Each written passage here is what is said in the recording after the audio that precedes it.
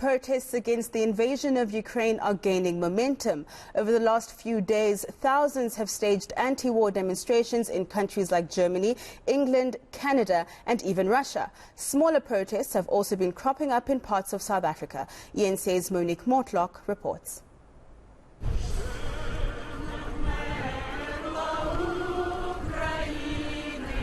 Emotional protesters gathered outside the Russian embassy in Cape Town on Friday, singing the Ukrainian anthem.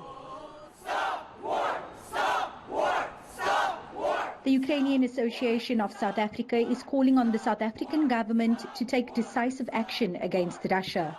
We also call on the South African government to stop any economic cooperation, to open visa-free regime for our citizens, for Ukrainians, those who are fleeing our country because they can't stay, because their houses were bombed, to reunite with their families here, at least during the time of war, to also cancel the visa-free regime with Russia.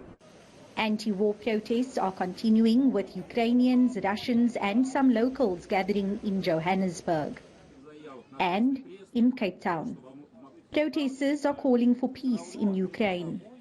I feel anger, sadness, madness, pain. I'm a woman, I'm a mother in the future. I feel planet and blood.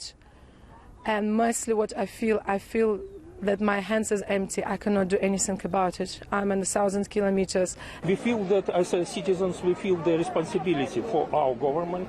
And we want to show that not all Russians support this war. And this war is totally unjust. Putin is not a leader anymore. He's a war criminal. Because it is awful what he is doing with the Ukrainian people, Ukraine itself. And it is really very dangerous, not only for Ukraine, but for the whole Europe. Others want more Russian citizens to stand up to their government. I'm just calling for these people to just be critical about what they're listening to.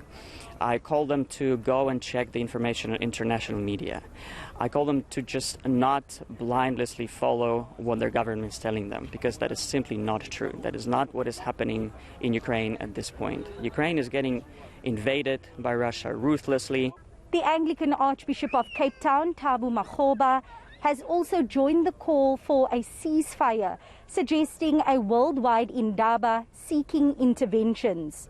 Makgoba says he also supports Pope Francis's call for prayer and fasting for peace on Ash Wednesday, which will be celebrated this week by Christians around the world. Monique Mortlock, Cape Town.